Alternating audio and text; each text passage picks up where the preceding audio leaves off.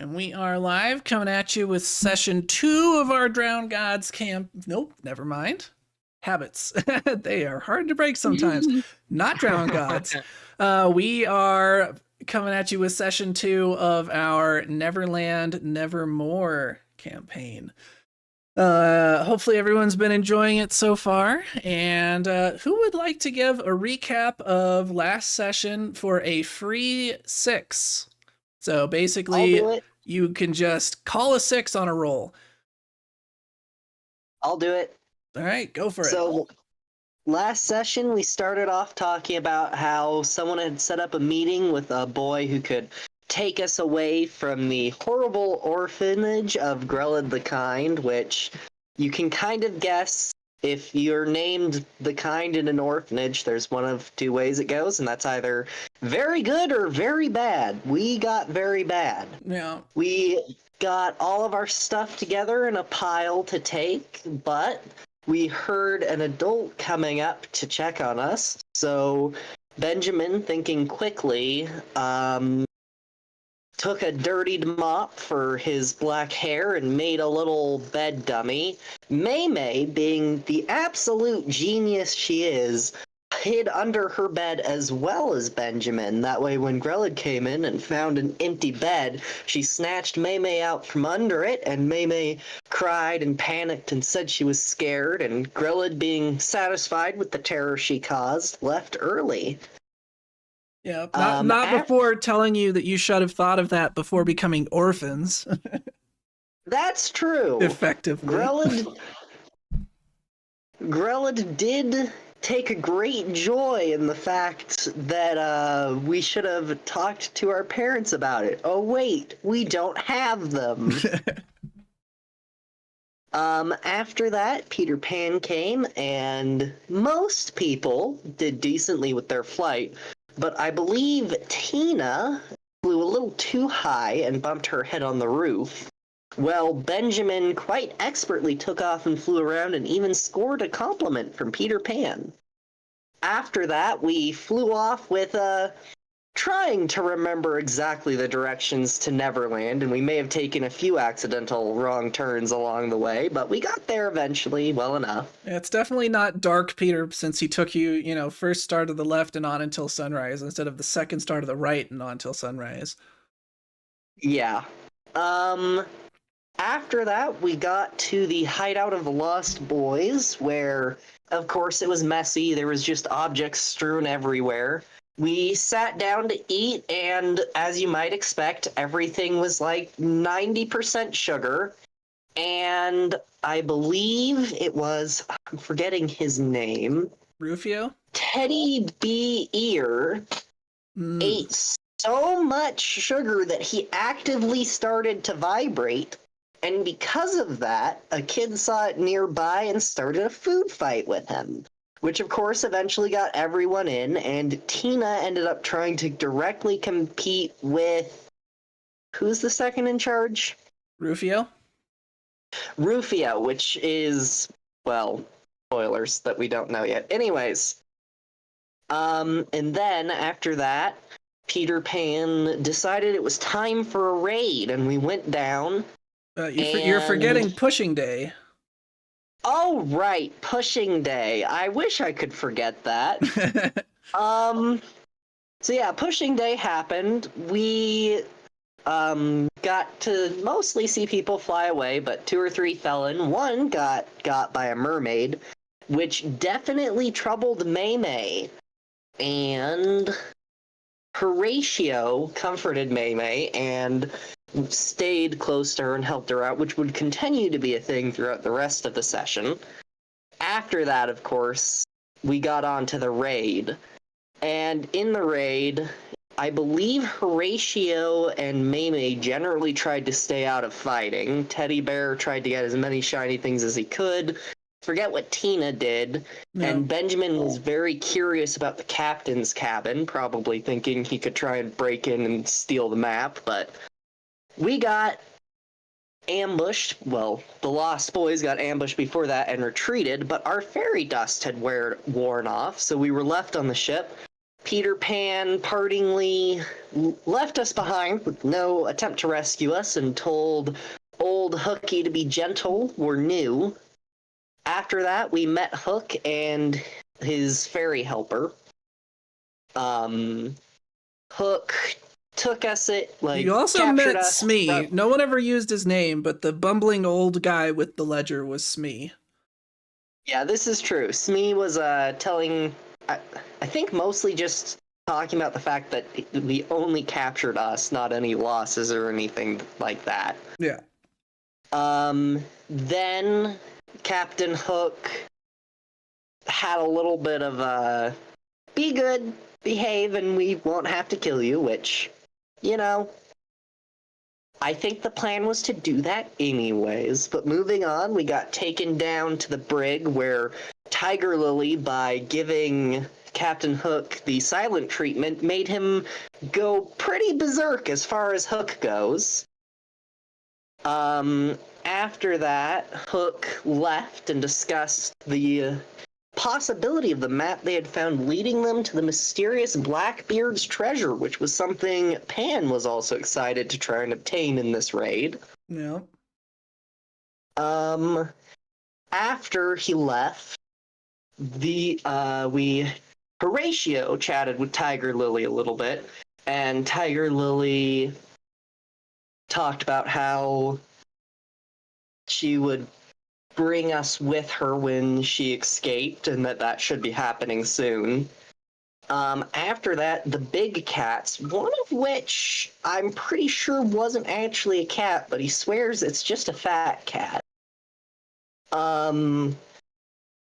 moved on, took out the guard, rescued us, and then they took us to the canoes, and we paddled stealthily to shore, got in the woods. Benjamin asked about, how do they know where they're going in the stench's growth? And one of them just pointed to their nose and followed on. Benjamin very excitedly tried to learn how to do that. No success. I believe Horatio did more plot chatting, I don't quite remember, with Tiger Lily. Mm-hmm.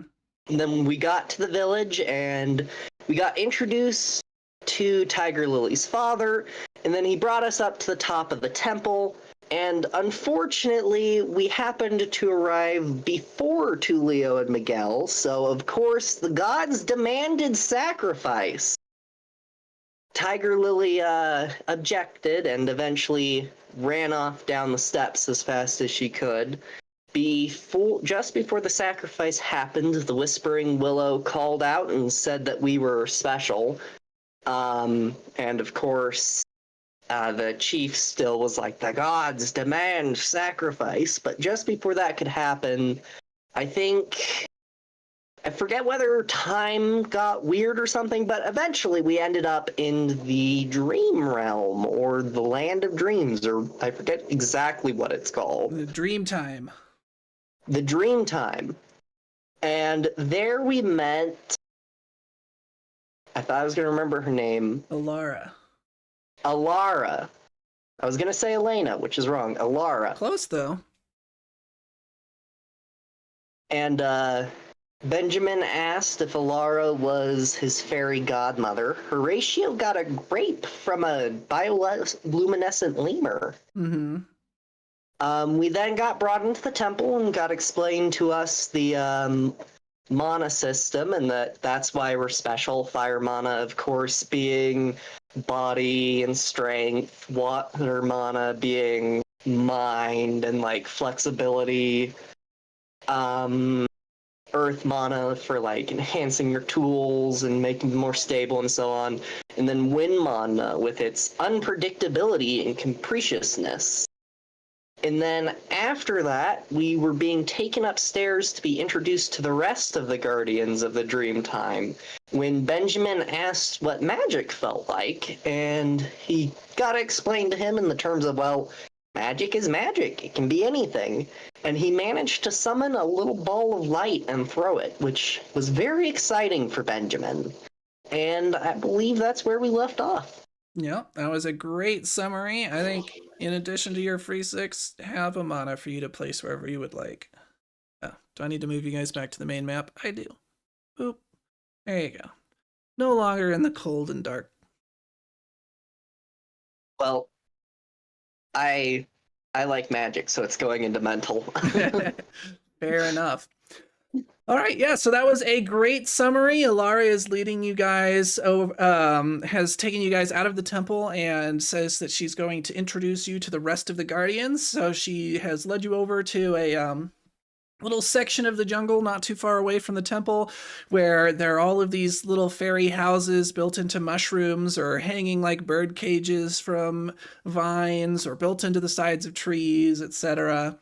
And as you are approaching, a fairy who is she's not big, she's still a fairy, but bigger than the other fairies, kind of lazily buzzes over, and then upon noticing you guys, zips over quite quickly and says, "Oh, Laura, who are these cute little darlings you've brought over?" Well, they were the ones I was talking about, the ones I detected from the temple. Oh, you brought them here after being told not to. Lara, whatever will we do with you? You know the others won't be happy about this, but I could never turn away such darlings. And she comes over and pinches probably May's cheek, whoever's closest. And she says, "Oh, sweetie, you must be so scared after everything that's happened to you so far. Come to Grandma, we'll get you some soup." Benjamin is unsure how he feels about this. On one hand, this is the most affection he has ever seen displayed in his entire life, and that excites him. But also, this is a lot of affection, and he's not sure how to feel about it. Fair. Especially because it's not directed at him.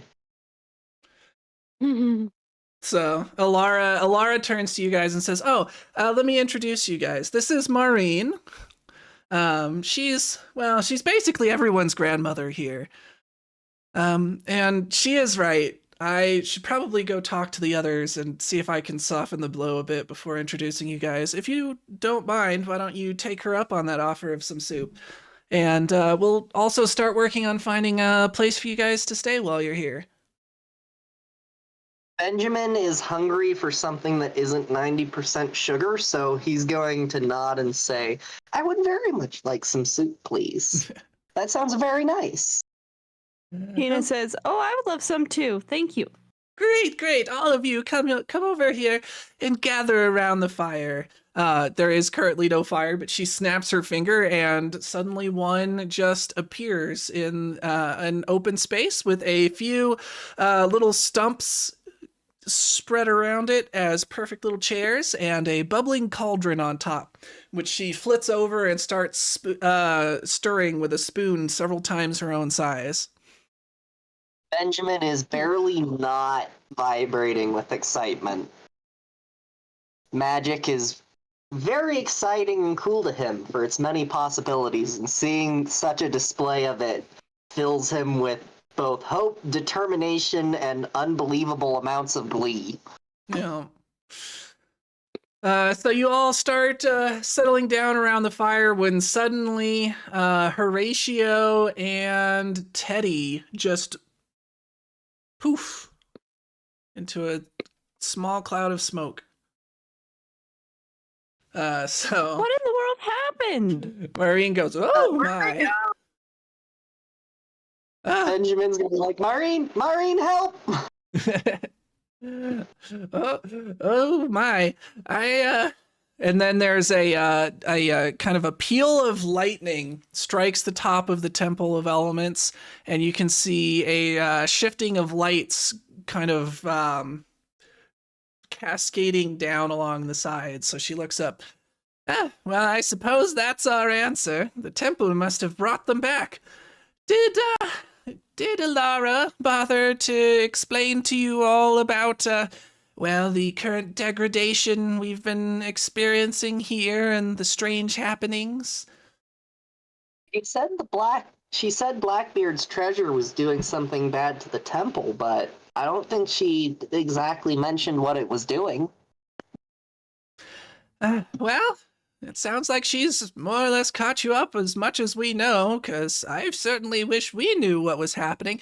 Oh, here. And she comes over and tucks a little bib into Benjamin's shirt. Wouldn't want to get your clothing dirty. And she hands you a bowl of something hot and simmering. It's hard to tell exactly what the ingredients are. They're odd shapes and colors, but it does smell kind of earthy and brothy and delicious. Benjamin is going to try and blow on his spoonful of soup as few times as possible to eat it, and I'd actually like to roll for that. Sure, I will let you roll for it, but you will not be able to earn mana from it. Yeah. I'm honestly just hoping maybe I roll a little lower and we get something funny to happen. Academics? Or... Yeah, I would go academics since you're, like, not exactly straining yourself to blow on a spoon. It's more just trying to figure out how many times to blow on it. I did that wrong. Let me try again. So it's /R. Oh, it's just /R? Okay. Correct. There we go. Aw, man. Okay, Benjamin does it very successfully, sadly. To be fair, it just says that you succeed and can describe it however you want. So you're free to describe a failure. Okay, Benjamin doesn't quite judge it enough, and upon putting the first bite in, it's too hot, and he tries to do the exhale the flames like a dragon. Unfortunately, it's soup. So it kind of just flows to the back of his throat, and he ends up coughing and choking on it a little. So Maureen comes behind you and thumps her body with surprising force against your back to help you cough it out. There, see? Good thing I gave you that little napkin, or you'd be all messy now. Anyway, as I was saying, we don't really understand what the treasures are doing. They've been in Neverland, well, basically as long as anyone can remember at this point, and they've always been more of a myth on the horizon, something that people have sought out, but something has changed in the last... Yeah. There aren't exactly years here in Neverland, but sometime in the past.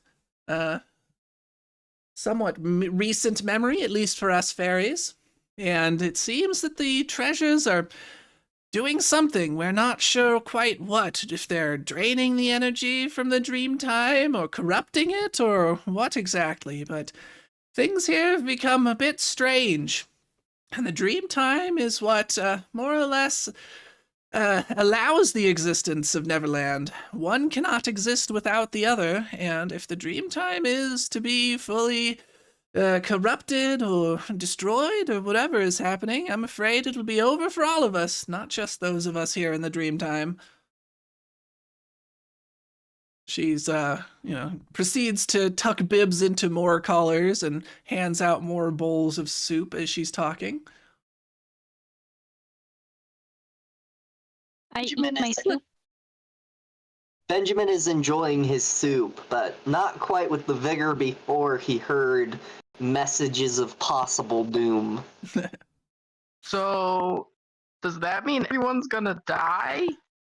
Well, if we can't find a way to stop it or leave, which I'm afraid that boy, Peter, is the only one who knows the way back to what you guys would probably consider the real world, she says with air quotes. Then... But I don't want to be made food! Well, good thing you have the ability to change that, eh? It seems the Temple of Elements has chosen you. You and your friends. What can we do to fix it? Well, if you're able to find the 3 pieces of Blackbeard's treasure and reunite them here in the temple, well, it'll be up to you what you do from there, whether you cleanse the treasure and take its power for your own, or give it to someone else, or perhaps destroy the treasure altogether so that no one can have it.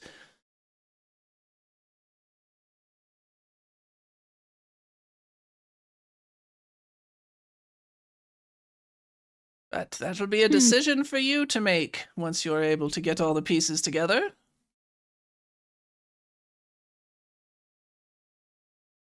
Benjamin Does anybody somber. even know what it looks like? No.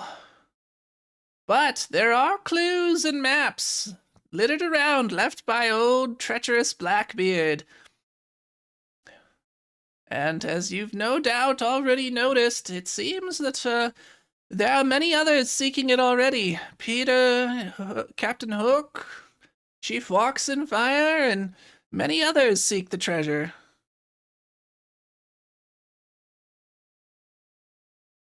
Benjamin, slightly surprised at the mention of Chief Walks-in-Fire, for he didn't remember him mentioning anything related to it, does nod, thinking that it makes sense. Who wouldn't want it? Yes. Because indeed, Blackbeard's treasure is said to hold immense power for anyone who can unite all three pieces together.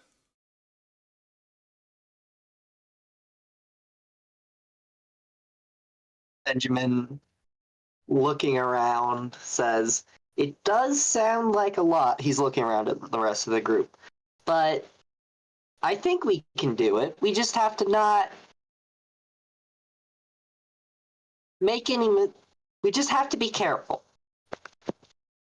Well, I guess I should have finished explaining where your friends are. They're probably back there in the Temple of Elements. Likely sleeping, and, well, you're unlikely to be, well, truly hurt here.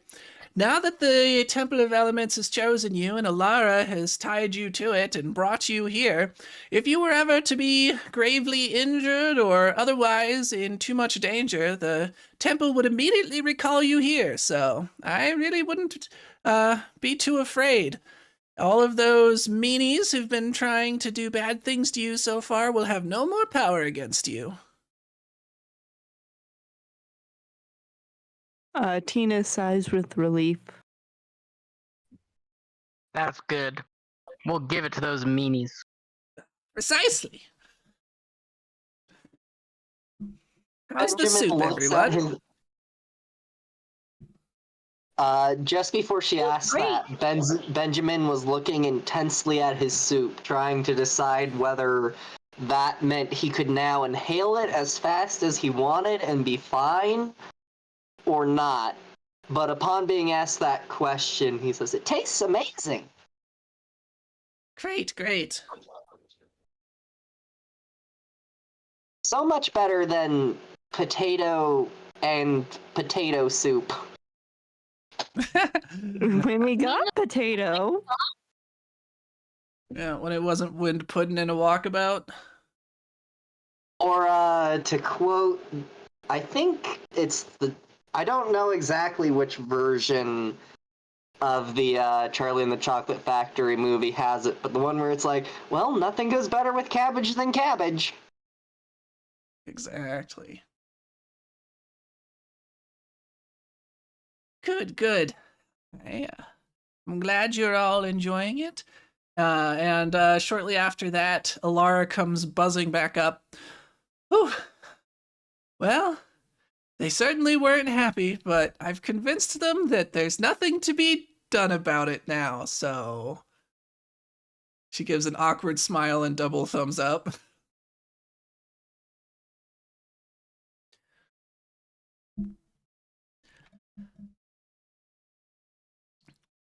Well then, hopefully Maureen hasn't spoiled you all too much already. Benjamin is gonna look Alara dead in the eyes and say, "Best soup ever." I know, right? She's such a good cook. Oh, and while I was talking to everyone, I had that grow, and she points up into a tree, and you hadn't noticed it, but there wasn't a human-sized tree house before, but now there is. I Benjamin is don't trust that. Benjamin is going to begin rapidly scanning for a way up. Yeah. Shortly after she points at it, a rolled up rope ladder descends, like unrolls, and comes stopping just a few feet above the ground. Benjamin is going to start climbing it as quickly as he can. Yeah, everyone, come see. This should hopefully be a comfortable place for you to stay while you're here in the Dreamtime. More comfortable than that drafty old temple anyway. I stay on the ground while everyone goes up, not trusting it at all. All right. Well, as those of you who are climbing reach the top, soon enough you arrive, and you can see that it is a series of small tree houses that are built slash grown into slash out of the side of the tree, connected by a few rope walkways with boards along the bottom. And each of you has your own little cabin up here in the trees. They are fairly sparsely appointed. There are a few pieces of furniture. Each one has a bed, a side table, and a chair. But otherwise, they seem fairly Spartan at this point. So Lara says, well, it's not much, but it was what I could grow on such short notice, and I'm sure you'll collect all kinds of treasures and knickknacks for you to really liven the place up as you spend time here in Neverland. Or Benjamin she's enters saying his... Well, she's saying Mary, go that ahead, Tina please. walks in silently, kind of a little bit in awe, and just touches the bedside table, and that's all that important that happens.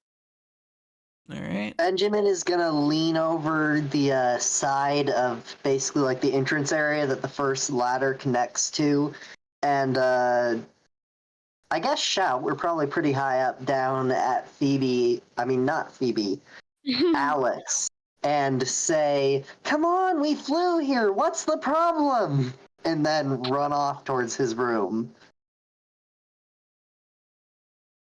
I slowly stop climbing up. All right. So upon entering his room, Benjamin is going to stow his mechanical train in one of the drawers of the end table. And then he's going to touch the bed. Is it, like, properly soft? It is significantly softer than what you had at the orphanage. At the orphanage, you essentially had a sheet over top of a wooden slab. This is something where as you start pressing in, you feel as though your hand is being eaten by the softness of the mattress. Benjamin, upon finding this out, gets a very excited look in his eye. He's going to go to the door entering his room, and then he's going to run as fast as he can and jump onto the bed full force. All right, you do this, and for the first time in your life, you do it, and it does not result in immense pain. Benjamin is going to look up out of the bed, almost a little bit of tears in the side of his eyes, and he's just going to say, this was so worth it. And then he's going to shove his face back in the squishiness of the bed. Glad to see you guys are enjoying it so far.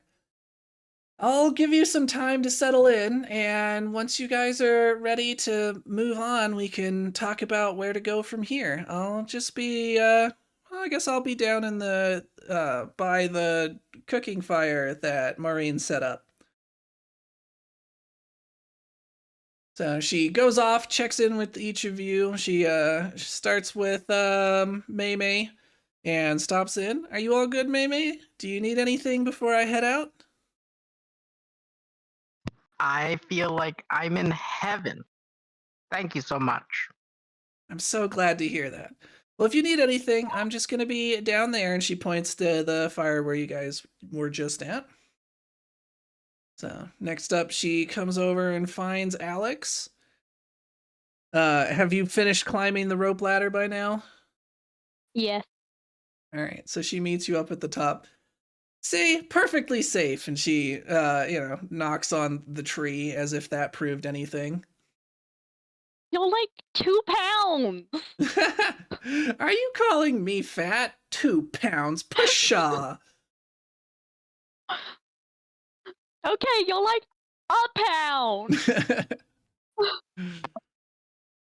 Well, don't worry. I'm pretty sure that this will hold you. Probably. Thanks. So she shows you over to one of the cabins. This one will be yours. And if you need anything, I'm Okay. just going to be down by the fire. Okay. All right. And then finally she finds Tina. Hey, Tina. How are you doing?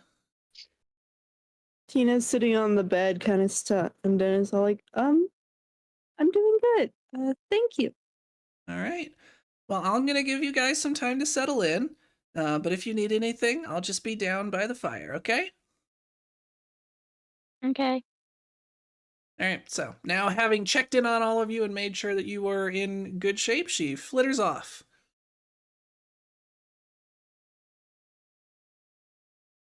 Benjamin, after wishing and just generally frolicking in his bed, suddenly with a start kind of pushes himself up and says, "Wait a minute, guys. How are we gonna get out of bed in the morning? It's too soft." Flops face first back down in it. I guess one of us will just have to drag the rest out of bed.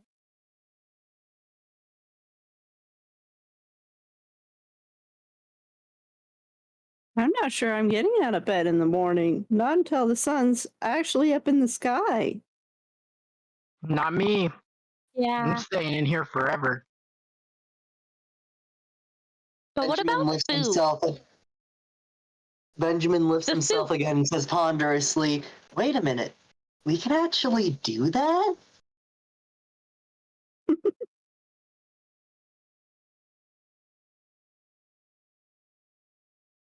Yeah, we don't have an angry lady coming to yell at us to get out of bed. Angry? Try vicious. Yeah.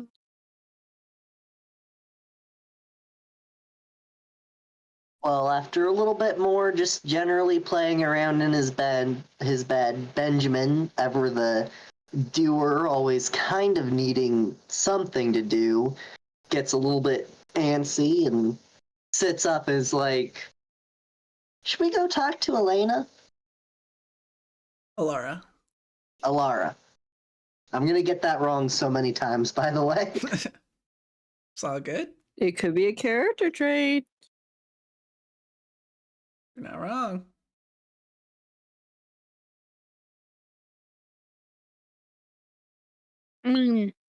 If we talk to her, then we're probably gonna have to go get a quest to do things.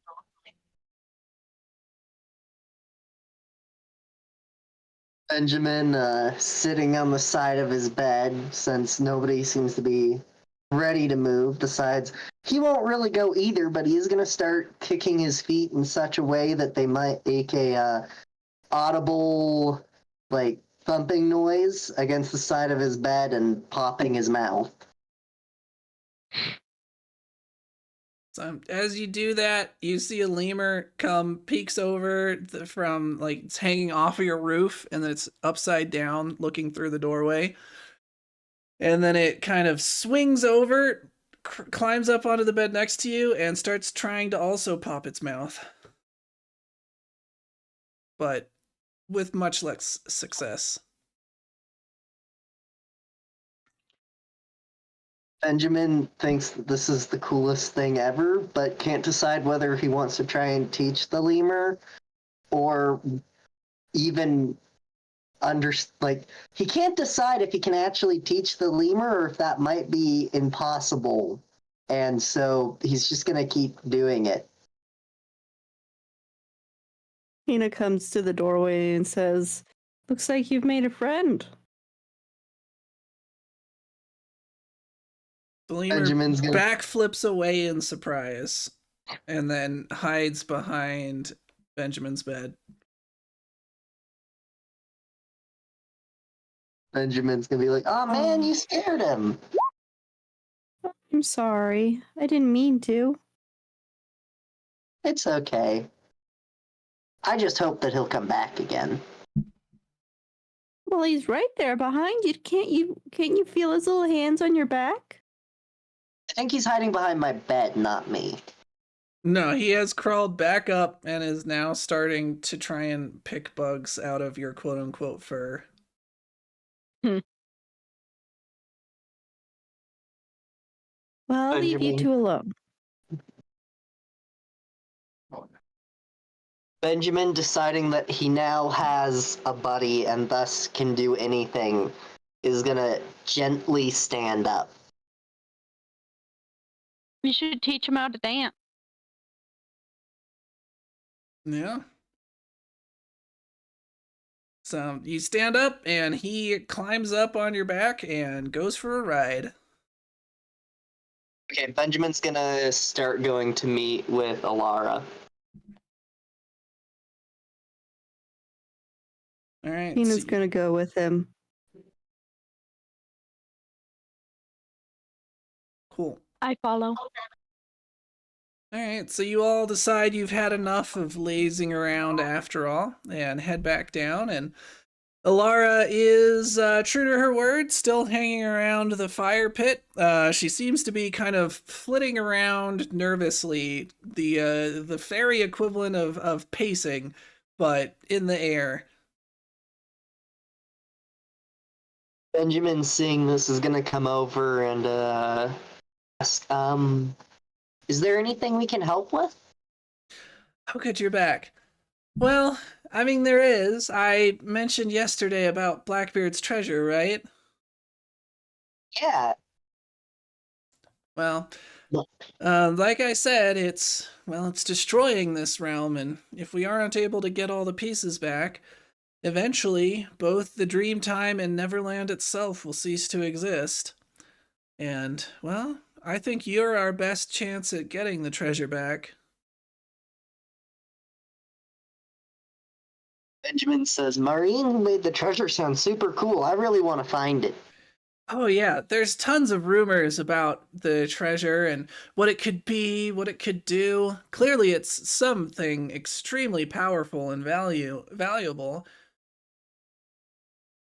Though the difficult part will be sorting truth from fiction when it comes to all of the rumors. Like what? What sort of rumors? Well, you know, that it's up in the sky, that it's down in the ocean, that it's, you know, in the belly of a whale, that it's been buried in the bottom of an inverted pyramid in the middle of the jungle. Just everything you could imagine. And people have been looking for it for forever at this point.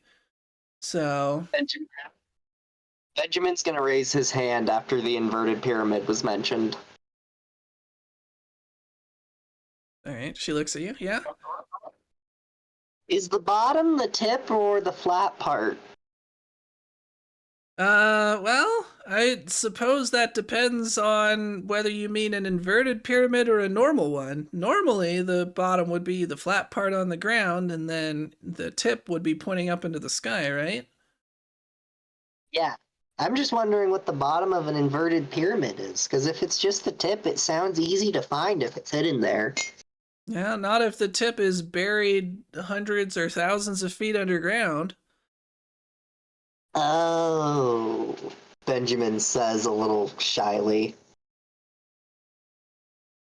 Yeah, well, like I said, there's a lot of truth and fiction out there, so who knows whether or not that one's true.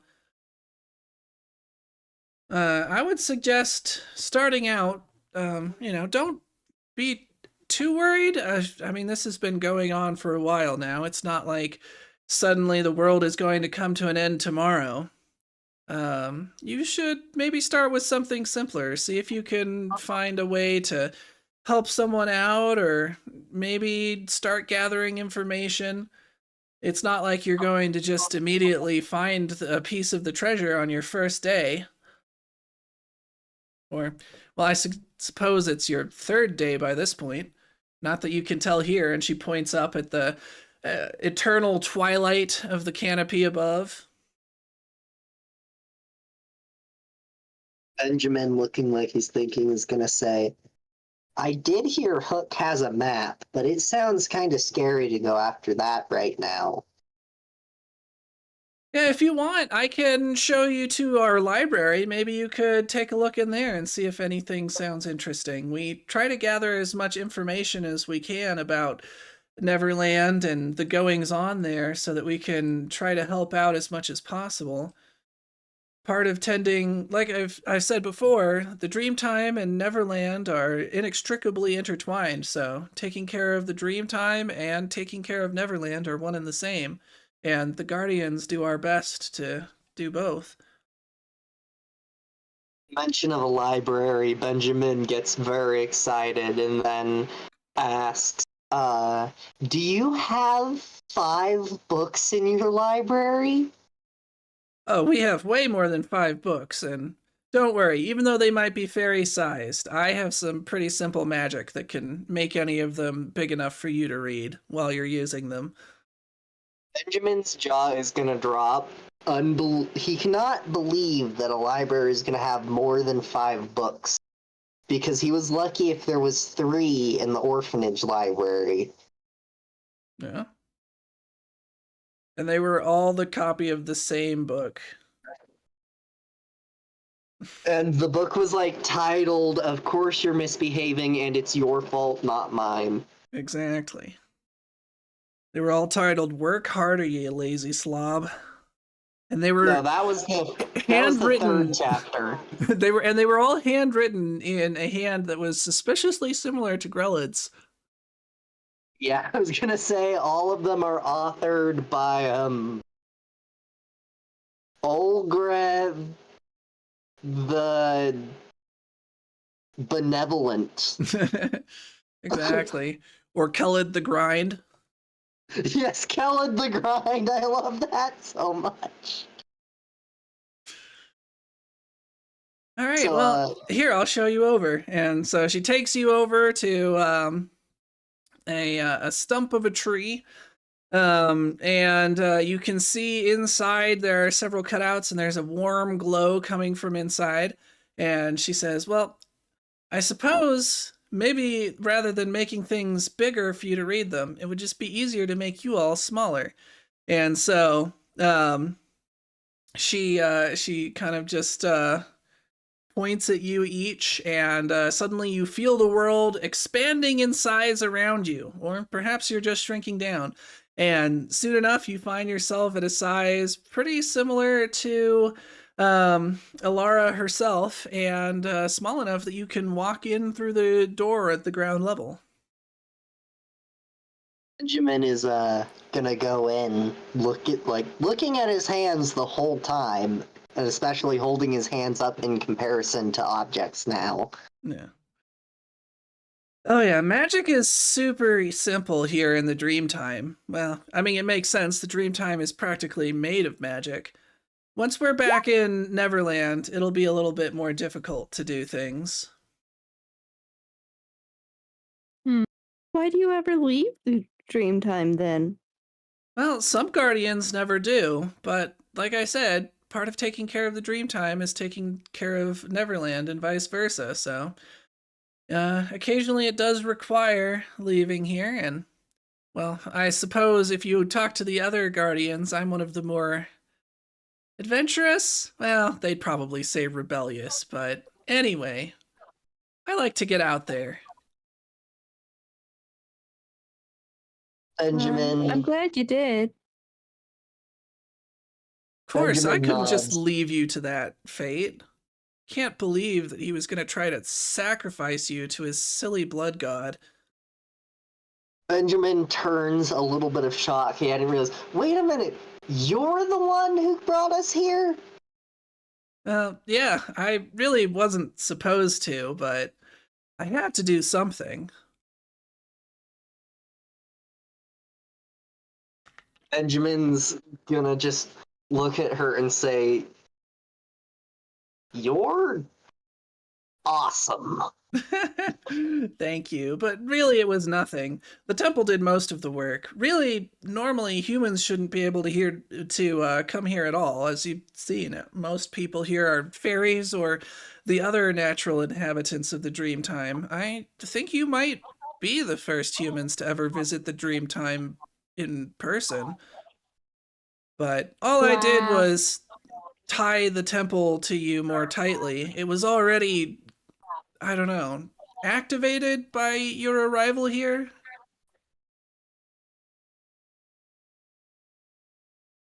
Benjamin seems very excited about all this, but he glances in the light back towards the library because we haven't quite entered it yet.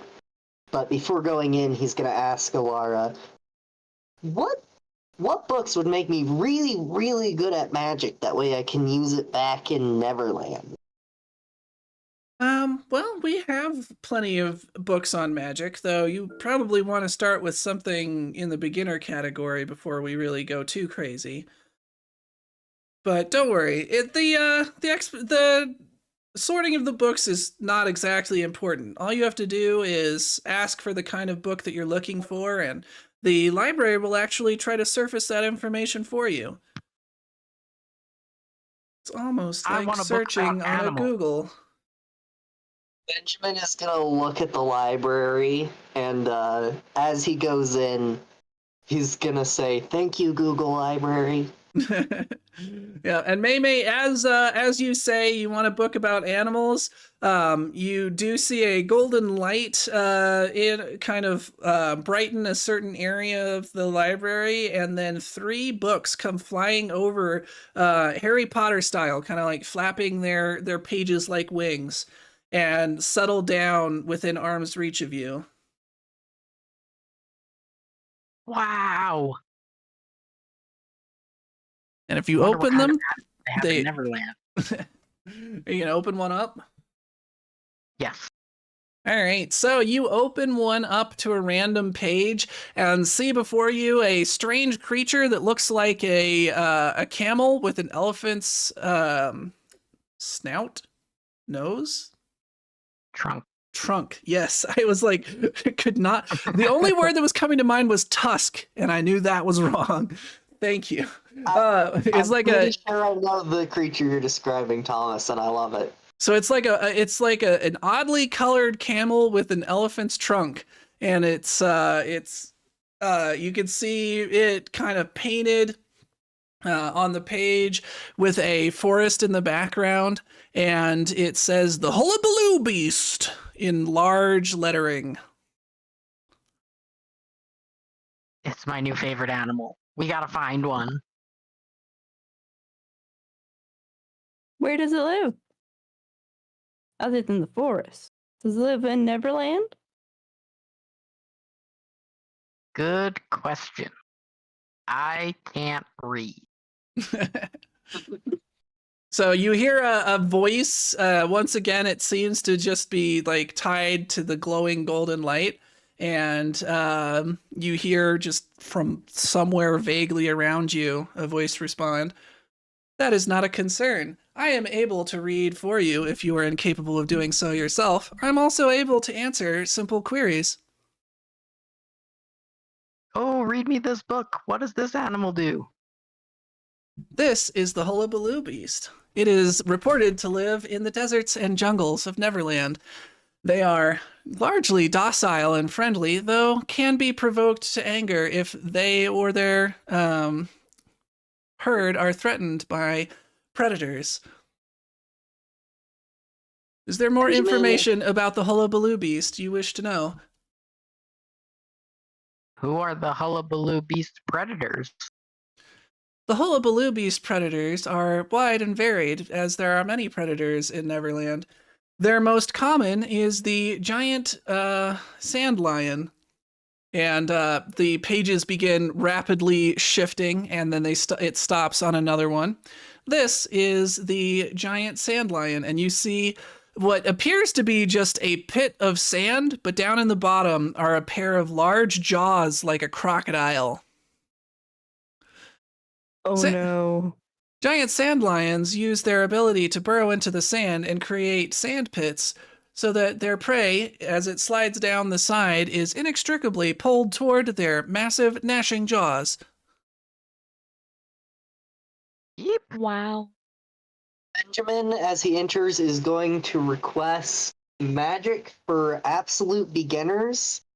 And also, oddly enough, the effects of Neverland's interference on magic. All right, so another book flaps up to you, titled, conveniently enough, Magic for Dummies. It even has the classic flat-topped, kind of dumb-looking character on the front. And then the voice responds, I'm unable to identify any information relating to Neverland's interference with magic. If you could please be more specific, I might be able to find information for you. What makes it harder to cast in Neverland?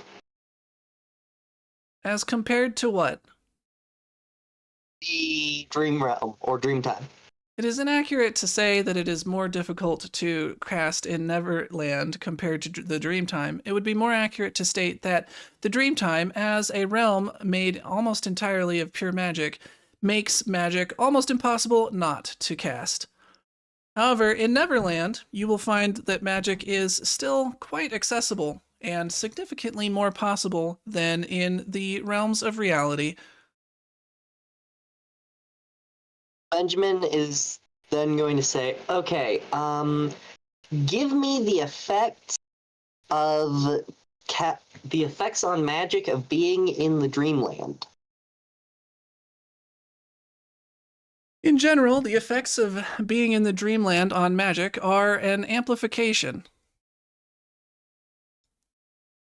Benjamin is going to nod. He's mostly just trying to understand what's going to be different between casting here and in the real world. That way he can take it in, well, not real world, Neverland. That way he can take it into account when he tries to cast in Neverland. And finding these answers is satisfactory and having a general idea of what's going to be different now, he's going to immerse himself in Magic for Dummies. All right.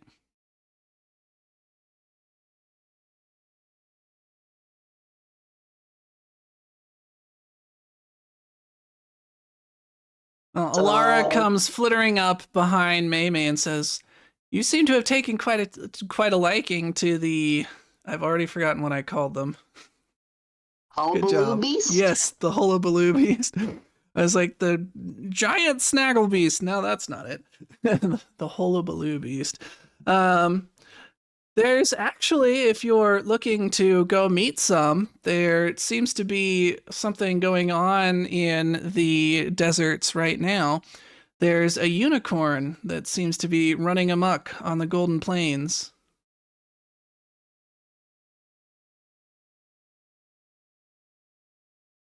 A unicorn? I want to meet a unicorn. Terrified.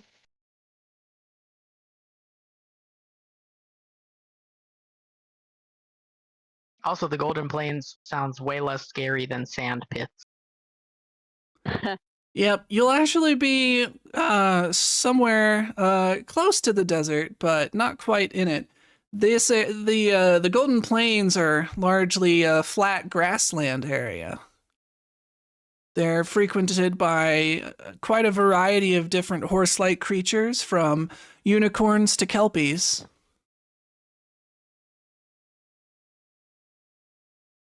Personally, as someone who knows about a bit of mythology and has seen things like, let's try and make unicorns terrifying, and also heard things about Kelpie, I'm a little scared. Well, there's plenty of other options. I mean, just a few things that I've heard recently. There's also one of the Indian tribes has reported that someone has started stealing underpants. Quite a strange phenomenon. There's also the forest gnomes in, the main gnomish forest seem to be acting up. We're not sure what's going on with them, but there's something there. There's also a giant goose on the loose, if you'd like to try and corral that. Of course, there's Captain Hook's new map. You already mentioned that.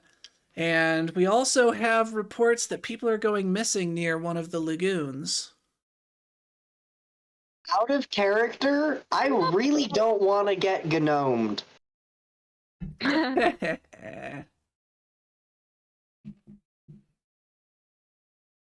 I'm is sure it's very fine. immersed in magic. Meme is insistent that we go after the unicorn.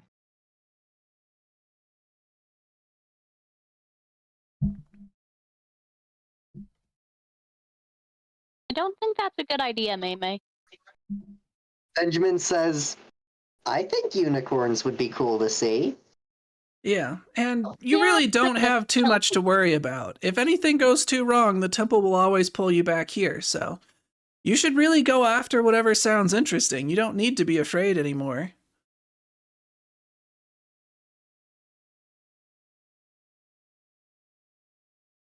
Hmm. So, how far in Magic for Dummies has Benjamin got? Roll academics for me. Please be good. I would actually like to get decently far in this. Yes, I got a 6. Here, you gotta say. All right. So you're probably like a quarter of the way through.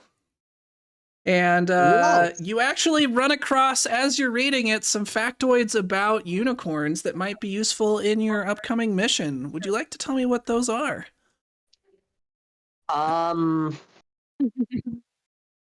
Unicorns' horns are surprisingly like wands, so they have a natural magic, like, attunement, and they generally respond to it. Like, they can sense it, they're interested in it, that sort of thing. They're just attuned to it.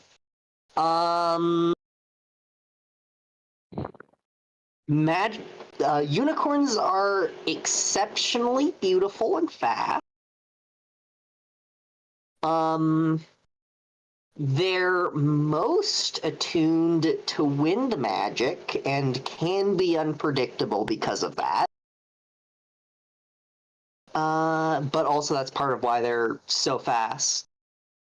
And they have limited flight in the form of being able to walk on air for a little bit in short bursts. All right.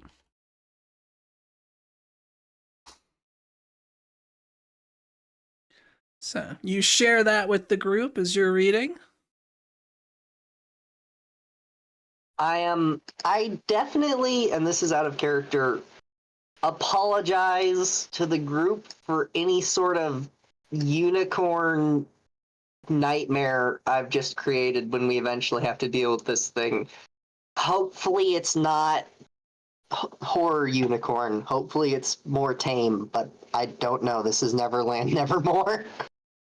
We shall see.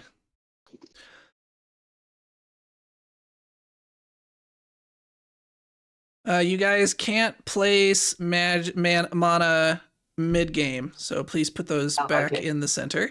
Mana is... So the reason I let you do it earlier was because it was part of your covering the recap. Normally, mana can only be placed when you are at the end of a session. So you kind of accumulate it in the middle, and then when you come back to the temple, you will be able to assign it to whatever aspects you want. Good to know. Alrighty. So Alara says, well, that will definitely be useful. You should all see if you can do some research on the unicorn, see what you can find out. So who else would like to research something? And it doesn't have to necessarily be unicorns, just something related to this mission, perhaps.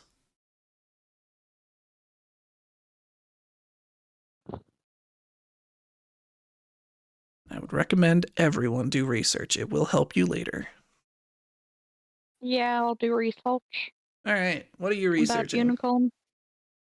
Unicorns. All right. So the library surfaces a few books about unicorns. Go ahead and roll academics. Uh.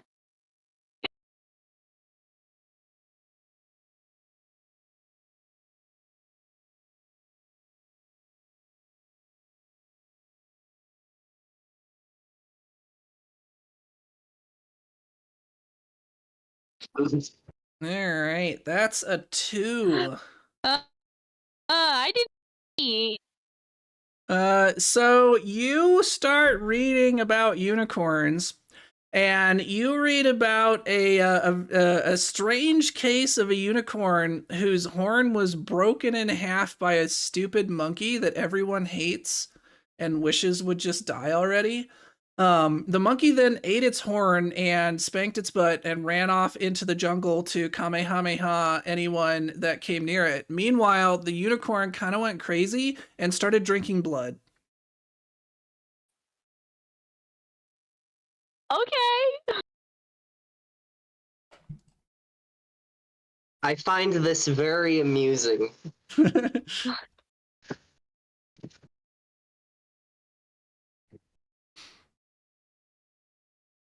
So, I assume Maymay's just gonna research kind of accidentally by now obsessively asking about unicorns. Yeah, Maymay, Oh, yeah. would you like to roll academics to see what you've learned about hullabaloo beasts? Yes. I don't remember what I put in there. I gotta load my character sheet.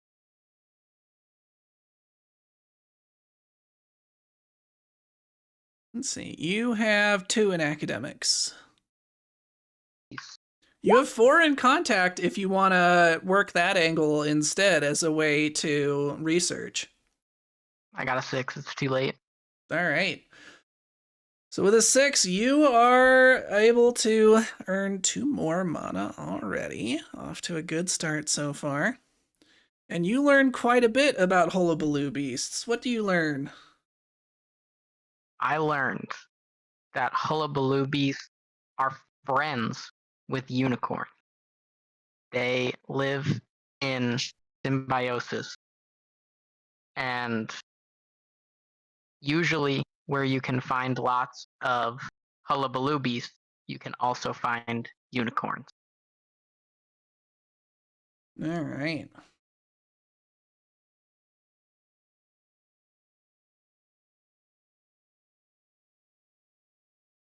What about Tina? What is she up to? She's looking for books on things like fencing and that sort of stuff to help her be able to, be able to fight a little bit better and ways to use magic with fencing. All right. Roll either athletics or academics. Job.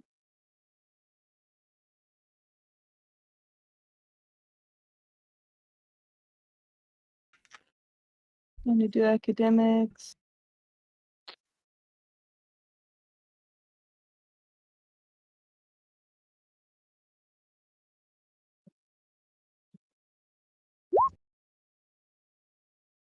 I got a 5. All right.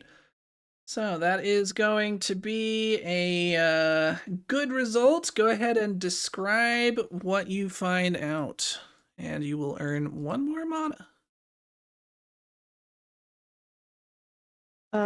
There's a way of making it so that if you have a sword, it can get like sheathed in magical power. That way you can use magic and the sword as sort of a way of like controlling the way the magic goes. Sort of like a wand, except for you can also like make it into a lightsaber, kind of. Yeah. All right. So now that you've kind of done some research, Alara, who seems quite excited at the progress and says, "Oh, this is so exciting! This is going to be our first quest together. Normally, I go on these alone by myself because no one else will, but you guys are here now." If you guys feel like Benjamin- you're kind of prepared, we should go get you some gear next. Benjamin, seemingly this session, shocked by everything, is gonna turn and go, "You get to go with us?" Well, I mean, as long as you guys will have me. So Well. cool! I thought we were gonna have to do this alone. Oh no, now that we are together, you know, we are going to be inseparable. I can tell. Benjamin has Cool. begun to realize that he might now have a bestie. Exactly. All right, well, do you guys have anything else you want to do in the library, or should we go see if we can get you some gear for this adventure? Benjamin, Let's go. Benjamin is gonna stand up and say, "Gear sounds so cool." Don't worry, it won't be anything too crazy, but we'll find some better stuff as we go through our adventures. There's definitely some basic stuff that we can scrounge together here in the Dreamtime, though. So she leads you back out of the stump and returns you all to your normal sizes, and then takes off toward a waterfall not too far from the village, and says, "Here, behind here." And she flits through the waterfall and disappears. Benjamin is going to hop into the waterfall. All right, the water is I follow. surprisingly. All right, the water is surprisingly warm, and though it is wet, it doesn't feel unpleasant. It's as if everything were kind of just a comfortable body temperature. And so you pass through the water, and coming into the other side, you find yourselves in, I would say dark, but everything here is lit in this kind of even twilight haze. So even here in the cave, there is light. There are also a number of bioluminescent glowing mushrooms on the floor and the walls, and some strange slime-like creatures dangling precariously from the roof above, which are also luminescing. And you can see a short ways in, kind of piled up haphazardly against the walls near the entrance of the cave, are a variety of glittering objects. There seems to be no rhyme or reason. Some of them are just shiny rocks. Others are golden coins. There are a few swords and daggers and pistols strewn about as well. And so Alara turns around excitedly as you guys enter. "See my treasure trove? I've been putting this together for ages." I'm so shiny. Yeah. Oh, and don't worry about the choo-choos on the roof. They won't hurt you. She points up at the slime creatures hanging from the roof. Do they bite? It sounds like they bite. Oh yeah, they try to bite you, but they don't have any teeth, so it's kind of just like getting butterfly kisses, but from like a big slimy toad. I don't know, but it really isn't bad. Benjamin is gonna put his hand out to one. It kind of like nibbles on your finger with a cute little cat style grin, you know, with the little like loop-dees. And it does in fact just feel kind of a little bit slimy, a little bit cool, but not at all unpleasant. Benjamin is gonna turn to Did Alara they and jump on our say, heads and suffocate us? Did Don't they jump on worry, our they're heads and harmless. suffocate us? They're harmless. Even if they tried, you could just brush them off. Benjamin's gonna turn to Alara Okay. and say, "Can I have one as a pet?" If you can convince it to come back with you, but they seem to like this cave for some reason. Maybe if you brought one in a jar? Benjamin now has a new goal, but that is for later. For now, he wants to examine the amazing treasure trove he sees before him. All right. Who would like to roll technology to go scrounging through and see what you can find? I want to roll. All right, go Me. for it.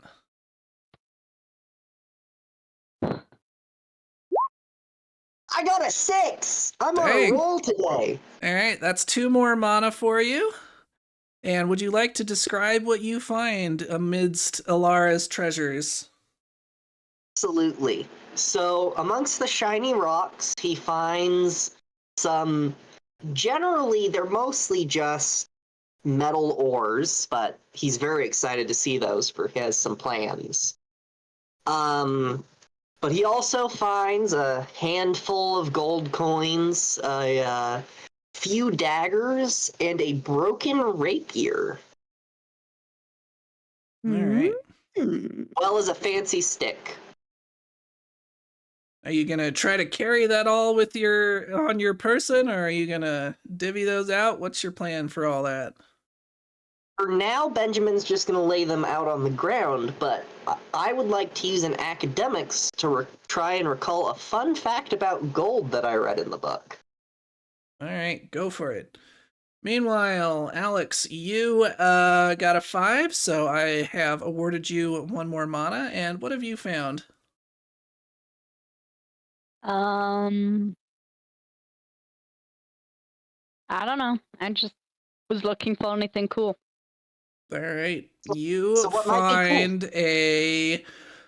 find you find a crooked stick that seems to have a like an odd pattern on the end of it, as if lightning had burnt into the side of the stick, and there is a small trigger on the back end of the stick like it was a gun. I pull the trigger. All right. Don't point it at anybody. A burst of lightning flashes out suddenly, startling everyone. I like the stick. Can I keep it? I mean, as long as you don't do that again, and please don't point it at anyone. That thing is dangerous. Okay. I'll let Tina do Tina's search because mine comes kind of after the searching phase. All right. So, Tina with a 5. That's 1 more mana. What do you find? I find both like a little bit of like shoulder armor and a sword and a not quite pink, not quite red, not quite orange coat. All right. Really going for a swashbuckling look here. And she says, yeah, you should have seen the look on the pirate I took those from. He was so mad. So, He was too embarrassed to come out of the water and get them. oh, that's amazing. So, Benjamin has now recalled his fun fact, and it's that gold is an excellent catalyst for magic. At least in terms of non-crystallized catalysts. Indeed. You know that by sacrificing gold, you're able to empower your spells and more easily guarantee their success. Something that may be very useful once you're back in Neverland. Benjamin is going to stash a few of his coins, but now for the main act. Benjamin is going to try and do some, well, fairly complicated magic. Let's hope this works out.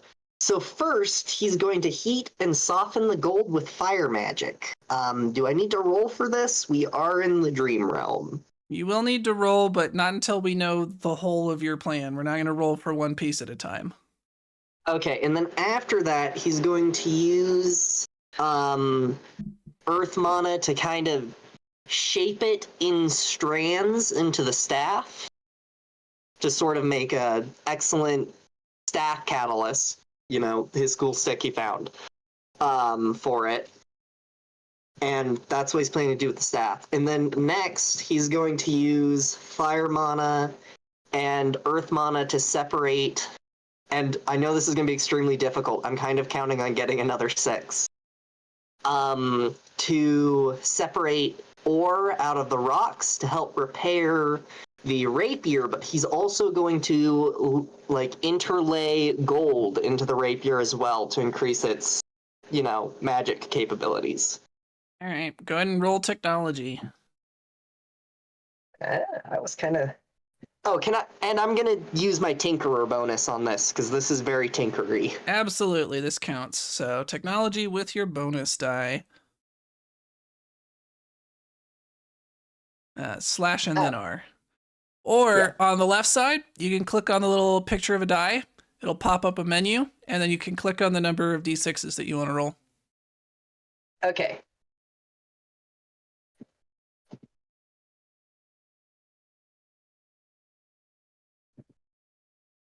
I got 2 6s. Nice. Well, that only still counts as a normal 6, but go ahead and, you've already described what you want to do, so you succeed. Okay.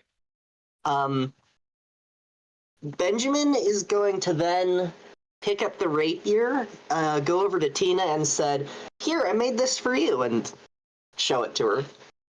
It's very beautiful, especially now with the gold interlaid in. She takes it with awe on her face and says, "Wow, you made this! This is amazing!" Benjamin now feeling very puffed up is gonna kind of grin and say, "Yeah, and because of the gold, the durability of the rapier and even its hardness can be influenced by the magic you use." Really? That's amazing! I can't wait to use it. Using your magic, you can make it bend a lot or bend very little, like if you want to block something with it. And, of course, just putting magic into a weapon makes it much more powerful, he says, walking back over to pick up his new staff. Well, that's Benjamin's showing off for this session. All right, so Lara kind of flits over by May. What has she been up to this time? I want to search, but I'm not sure what to roll. Do I still have the stress from last session, or does that reset? So we will in future. You will spend mana to restore stress before you then put them into the different banks, or you can use win mana to recover. For now, we'll just ignore it and assume that you've recovered from having a couple nights sleep. So just go ahead and put yourself back to normal. It would be a technology roll to search. All right, a 4. So that is going to be fair. Describe a mostly positive result of your action, but you must also include a negative or humorous effect. I do have an idea if you are looking for suggestions. Otherwise, you're free to describe whatever you would like within those bounds.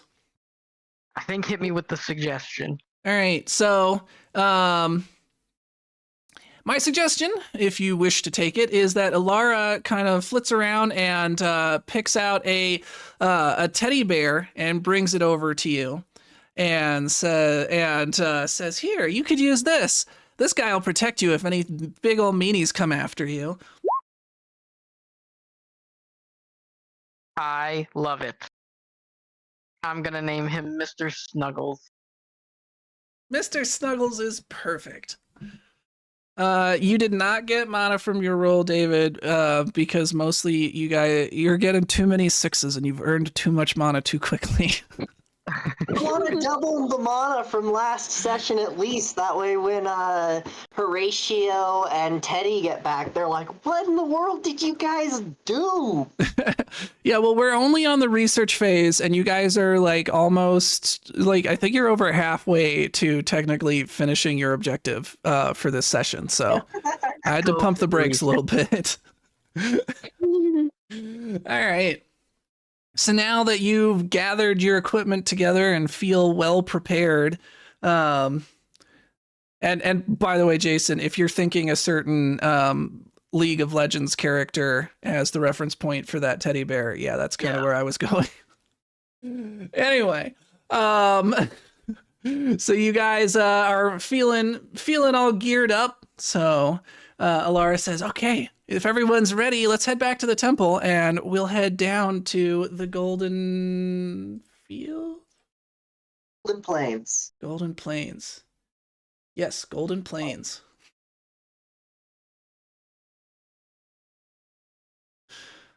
All right, I'm gonna assume everyone's ready. So y'all head back to the temple, and you enter inside and make your way back to the center once again. And as you reach the center, you see floating about 20 feet in the air, suspended in beams of pale bluish light, like beams of moonlight on a dark night, are your two friends who disappeared mysteriously at the beginning of this adventure. So, Teddy and Horatio. Do they look like they're having happy dreams? Pretty neutral. But they do, their eyes are closed and they look peaceful and restful. Benjamin is gonna start just tiptoeing a little bit out of habit, trying not to wake them. All right. So Alara leads you over to one of the not the middle of the chamber, but kind of like one of the sides of the chamber between two corners. Am I making any sense? All right. Imagine the temple was the academics here, and these mana were the four different statues in the corners that represent the different elements. She leads you here. Yeah, makes sense to me. All right, and there is a large a large stone table that reminds you a little bit, unfortunately, much of the ones you were almost sacrificed on the top of the pyramid, but much wider. And this one is a giant square instead of being rectangular.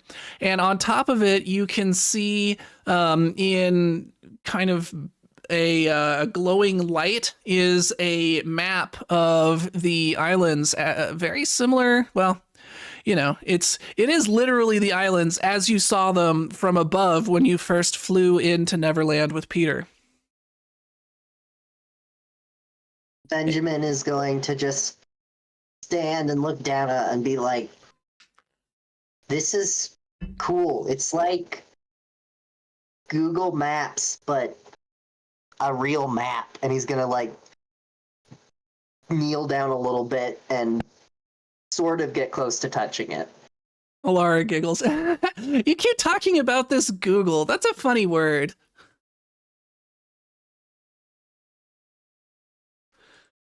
Yes, it is a very silly world. It must be important in your world, though.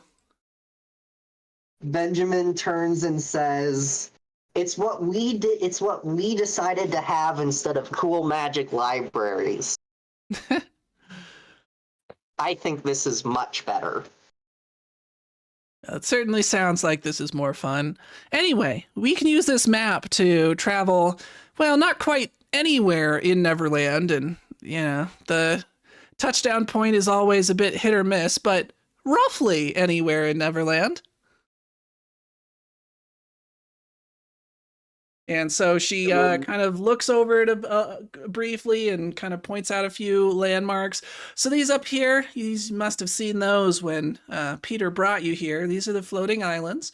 Mostly the Lost Boys control these. Well, it's hard for anyone else to, since the Lost Boys have a bit of a monopoly on flight, unless you count birds. The pirates, I've heard, are working on some sort of a flying ship, though, so, well, I'm sure that won't cause any drama. And of course, raises his hand. Yes? Can you make fairy dust? Oh yeah, of course. All fairies can make fairy dust, but not all fairies can just make you fly the way that I need to look up the faction name. Not all fairies can make you fly the way that the Cloud Weavers can. What does your fairy dust do?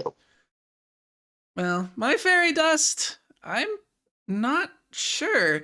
We really don't spend a lot of time around people. especially the others, but even I, well, tend to be a little bit cautious. So maybe we'll find out together. Benjamin nods and makes a mental note to try it out, but at a time where we're not doing something important. Fair.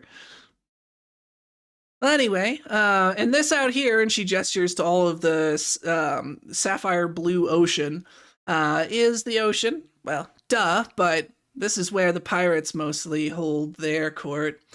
They've got a few smaller islands that they've got their bases on that they control pretty tightly as well, but they largely are the ones who control the seas. The mermaids, of course, try to fight back somewhat, but the pirates have proven to be vicious and just awful, so the mermaids have been retreating further and further into the depths of the ocean these days. Maybe while you're here, we'll be able to talk to them and find out what's going on with them. Maybe even convince them to help us. Anyway, of course, the islands you saw, these are largely controlled by the Indians. Well, as much control as they do have, they tend to live alongside the various creatures and plants and animals here rather than necessarily trying to tame them or take control over them. And there are quite a few different islands, and she points to a few. This is probably the biggest desert island, so if you ever want to find some of those sand lions, well, that'd be a good place to look.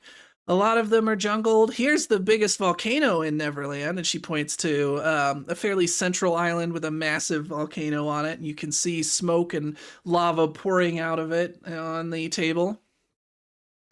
But where we're headed is over here, and she points to one of the smaller islands kind of on the periphery of the archipelago.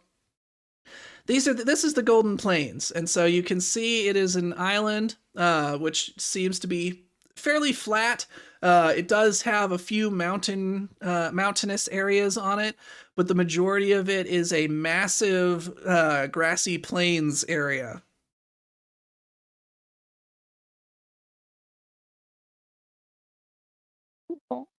Well, are you all ready to travel down? I think so. Benjamin sort of mimes standing at attention and says, "Yes, ma'am." All right, Let's everyone. go find a unicorn. All right, everyone, hold hands, and one of you needs to place your finger on the Golden Plains where we're headed, and then repeat to yourself 3 times. There's no place like home. There's no place like home. There's no place like home. And soon enough, well, kind of antithetically, you won't be home anymore. Benjamin Benjamin smiles at that and then turns to May May. May May, would you do the honors of bringing us to that unicorn? You bet. So everyone holds hands, and I guess May May, you're up. Mr. Unicorn, here we come. And I press right where I'm supposed to.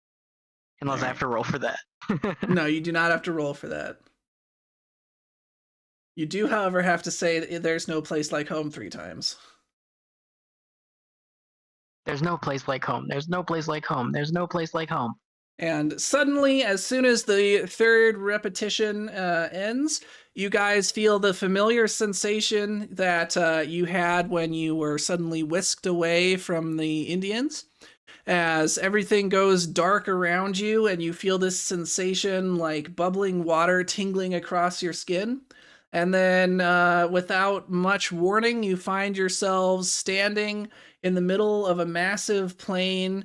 There's waist high for May May, but probably a little bit lower for the other bigger kids. Grass, these long golden strands of grass shifting gently in the wind. Around you, you don't hear too much. You don't realize how much the kind of constant sounds of the jungle life around you in the dream time, and even before that in the jungles of Neverland, kind of became background noise. But now, as you're not hearing the sounds of insects and animals, there's this strange lack of noise. with only the whistling of the wind and the brushing of the grass around you. You can see above you the skies are clear, dappled with a few puffy white clouds. And all around you can see far off into the distance as there are no tall trees or particularly large hills blocking your view. Benjamin is gonna take just a moment to appreciate the feeling of the warm air, just the peace. Just take a second to relax and focus. All right. As you center yourself, you hear the sound of whinnying off in the distance, and you see a clap of lightning strike directly onto a white horse-like figure reared back on its two hind legs. And you can see that it does have a broken horn. Benjamin is gonna be filled with an inexplicable terror, almost as if something from a previous life is bubbling up. So, the clap of lightning, which came out of a blue sky, ends as quickly as it came, and the unicorn goes running off away from you. Not that it seems to be, like, away from you intentionally. At this distance, it doesn't seem as if it would have noticed you, but it is in a direction that is not toward you. Benjamin's gonna point his staff off in that direction and say, I think we found it, guys, but let's be careful. I have a bad feeling about this. Let's just hope there's no monkeys that ate the broken home. Dun dun dun. Is gonna experience a slight shiver of fear. All right, so do you guys head off in the direction the unicorn left? Yeah. On top of that, I feel like Benjamin's gonna try a little bit of magic. It's small and a little bit more simple this time. He's going to use earth magic to, I guess probably create, since there's not probably gonna be any of it around, but magnetite. And he's going to suspend it and charge it with a little bit of electric mana. That way it'll sort of like home and point to the powerful electric magic of the unicorn. All right, go ahead and roll technology. And yes, you can include Tinkerer on that. If I knew my magic was going to include so much technology, I might have put my points around a little bit differently, but so far I've been pretty happy with it. Yeah, technology is largely like crafting and tool use. So if you are doing things like this, where you're, making a thing, it's more likely to be technology than academics. Well, I got a 5. That one scared me. All right. And since technically we're supposed to roll first and then describe what happens rather than describing what you're trying to do, technically? I don't know. It's a little wishy-washy. Anyway, once again, we'll just say that you've done what you've already described. There's no reason for you to, talk through it again. And now we have something pointing at the unicorn. So even if we lose sight of it or tries to pull some tricks, we'll have a pretty good idea of where it is. Indeed. And you did earn yourself another mana for that.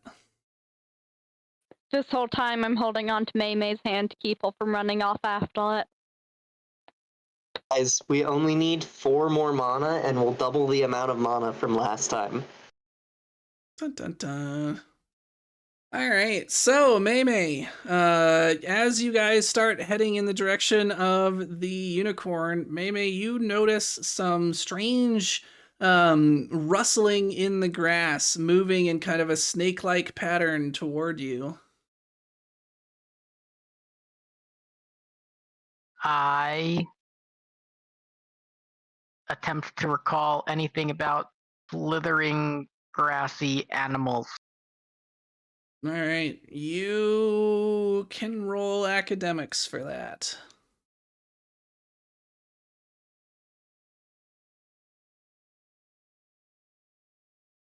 All right, Nailed it. that's a 6. So, what do you recall?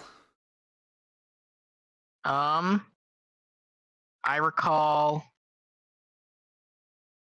Oh man, I have no idea. All right, so as you are trying to recall something, suddenly a purple elephant's trunk pops up above the grass level, and you remember, wait a minute. Hullabaloo beasts are silly little jokers and do nonsense when they feel like it. And sure enough, slowly rising up on long stork-like legs, 3 hullabaloo beasts just kind of slide up out of the grass, followed by the sounds of a slide whistle. Oh my goodness. Hullabaloo beasts might also be my favorite animal now. May tugs at Alex's hand to try and go pet it. I let go to let her go pet it. All right, so you approach the hullabaloo beasts, and they seem entirely nonplussed by you coming near them. I Benjamin, try to give never mind. his big purple trunk a big hug. All right, so you give it a big hug, and the hullabaloo beast kind of lifts you up off of your feet and brings you to eye level and looks at you curiously. Benjamin's going to walk up to one of the hullabaloo beasts and kind of offer his hand to be sniffed. All right, the other hullabaloo beast sniffs at your hand with its trunk a couple of times, and then holds it out and kind of takes your hand and shakes it up and down. Benjamin is going to be very happy about this, and after a nice firm handshake with it, he's going to kind of approach to the side and give it a little bit of neck pets. Like a horse. All right, it does like a half whinny, half trumpeting noise. The one that is lifted May up, kind of shifts you around, puts you on its back, and then kind of like musses with your bangs to get them out of your eyes and pats you on the head. Let's go get a unicorn, Mr. Hullabaloo Beast. Almost as if it understood exactly what you meant, it turns in the direction the unicorn once was, and then, grabbing a few tufts of grass as it walks, starts trotting off in that direction. Wait, my friends! It stops with a screeching noise. Benjamin is going to say like, to the sounds like a car screeching to a halt, oddly enough. Benjamin is going to say to his hullabaloo beast, I bet you can be fast when you want to be. Do you think I could have a ride? So it just lifts up 2 very big bushy eyebrows, kind of wiggles them up and down a few times, and then it grabs you around the waist and plops you on its back as well. Benjamin is going to turn to the rest of the group and say, come on, they're friendly. I go over to the one May's riding because you said there was 3, and I think the smallest and one other person should share one rather than 2 normal-sized people. As you are approaching May's hullabaloo beast, you suddenly hear a shuffling in the grass below you, and lifting up directly under you so that you are on its back is another hullabaloo beast with another slide whistle noise. Goofy goobles. And then the final hullabaloo beast walks up to Tina and miming lifting its cap and putting it back on. It kind of just lowers down on one shoulder to make it easier to get on. Tina goes and gives a little bow back and then hops on. All right, with all 4 of you mounted, the hullabaloo beasts then continue their way toward the unicorn. As you are heading in that direction, you can see that the sky in front of you is starting to darken, and a slow swirl of dark gray clouds are forming. Before long, you find yourselves at the top of a slight incline leading into what passes for a valley here in the Golden Plains.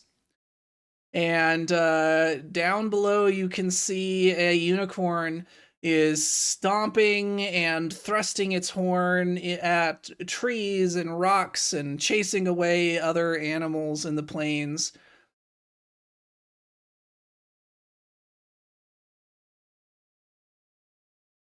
I think we should be kind of careful. I think this is one of the angry ones.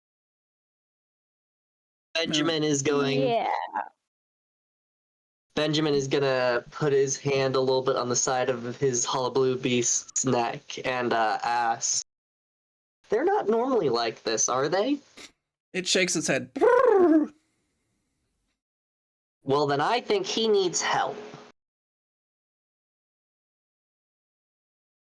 So one of the lead hullabaloo beast takes out its trunk and goes, "Burr, burr, burr, burr, burr," and all of them start charging down into the valley. Benjamin is going to lower his staff slightly to the side, keeping it above the ground enough that he won't think it will hit any bumps, but enough that it's decently close to the ground. And he's just gonna try and concentrate on making sure that if the unicorn tries to use like any lightning magic on the group, the staff will like channel it through the staff and into the ground. All right. Well, speaking of which, suddenly a giant peal of lightning does come shooting out of the sky directly at all of you. So, pleased to be rolling technology, and Tinker will not help you in this case. Okay, so it's technology and not academics this time. I was thinking this one might be a bit more of an academic one, but we'll do this. Well, you are using your tools once again. If you want if you want to be rolling academics, you need to be using your magic au natural. Okay, so I definitely should have been more of a tech guy and less of an academic guy, but I guess this will help with research. Okay, I got 5s. That's good. All right, that is indeed good. Go ahead and describe a positive outcome, and you earn 1 mana. So, sensing it coming in the build of it, he reacts to the true nature of the lightning strike, which is to say the invisible transfer of energy first. That's actually where a lot of the damage and trouble of a lightning strike is. Drawing that in before the positive and actually glowing part of the energy erupts up from the ground and into the sky. Little fun fact about lightning that you didn't know there, the flash you see is actually from the positive transfer back up, and that won't actually do a lot of damage to something. There you go. But, or should I say, nerd? Hey, nerd helps with doing magic stuff, okay? I'm happy to be a nerd if I'm a wizard. You're a nerd, Harry. All right. So yeah, I saved the group from lightning. I'm pretty proud of that. You did save the group, but unfortunately you did not save yourself. As what were you using? Were you using the staff or your little magnetite chunk? The staff, yeah. I'm probably about to be electrocuted. Your staff explodes in your hands, and go ahead and roll 2 stress dice for me. Okay.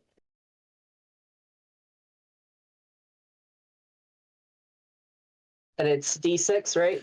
Correct. Everything in this game is D6s. 1. Oof, not good.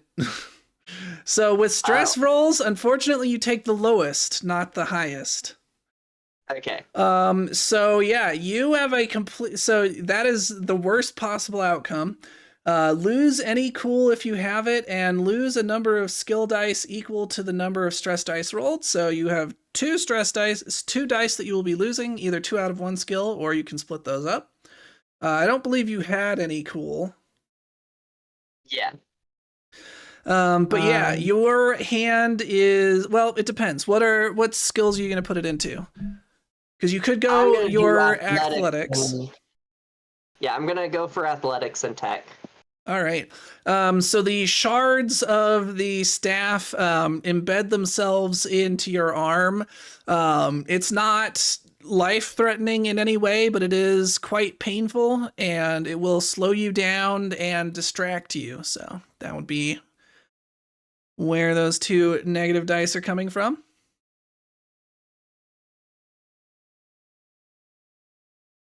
Thankfully, though, the rest of the group does not have to roll 2 stress dice. So you saved them from that, at least.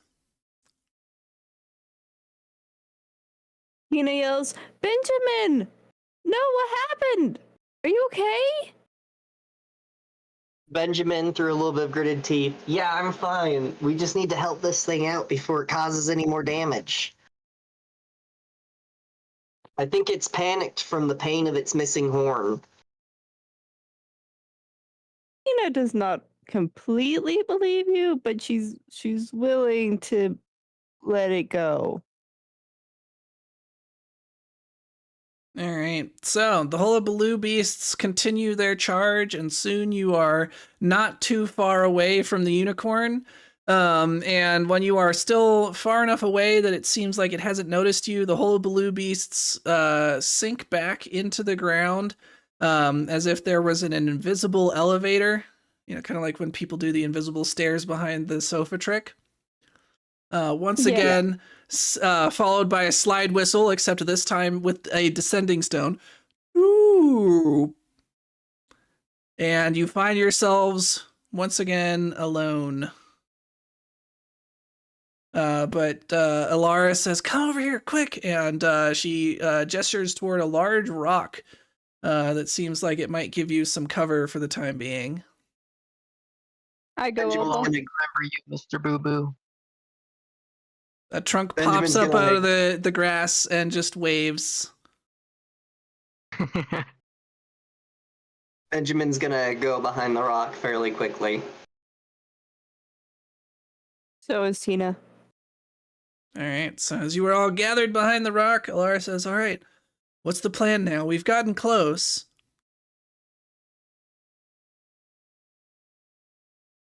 I mean, we're trying to save it and not roast it, but I would suggest hitting it with my lightning stick. No, it shoots lightning. You can't shoot something that shoots lightning with lightning. I mean, I could. Not without only making it mad. Mm, You're welcome to try it. no. What if Mr. Snuggles gives him a big hug? That could definitely hold him in place. Is there anything we can learn by like watching it and seeing like does it have any sort of direction? Like how is it hurt? I don't know. Well, we know it's hurt from its horn.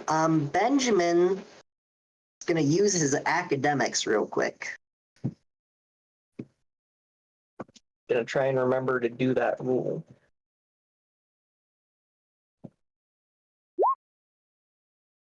Okay. I got 5, so that's good. Alright. Benjamin is going to recall that largely it's just the loss in its ability to control and channel its lightning magic from the horn being missing that would cause it to go berserk in this situation. And so how we would help it would be to, give it something that could work just as well. preferably in the same place. A new horn. And something You that just- can channel lightning. What about that sword? Well, maybe it would work. I'd give it up if that's what you think. But what about the gun? Benjamin is going to turn, after sharing this information, just saying, we just need to fix its horn with something that has a lightning affinity and is good with magic. He is going to turn to Alex and say, that is our best lightning affinity item. I don't don't know want how- to give up my lightning stick.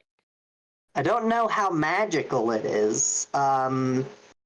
Benjamin's going to use his magical knowledge to try and assess how magical the stick is. It shoots lightning. It's pretty magical. Okay. Benjamin is now going to try and... Benjamin's going to use his academics. I need to remember I have to try and roll before I do this sort of stuff. Okay. Not great. All right. So what were you trying to do? Yeah. I'm trying to figure out if we could take a part of Faith's lightning stick off, and although it would probably weaken the stick, we could fix the unicorn's horn with it and still have the stick retain some or most of its magic lightning powers. Okay. So yeah, you feel fairly confident that if you were able to take a cutting from the lightning stick and keep that with you, you could probably grow another one back in the dream time.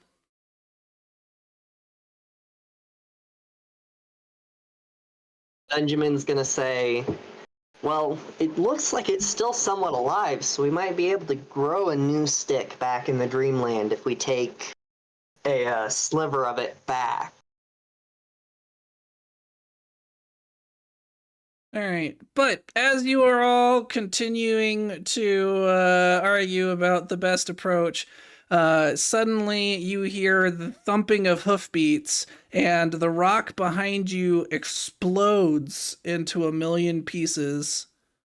Everyone, please to give me a 1-die stress roll.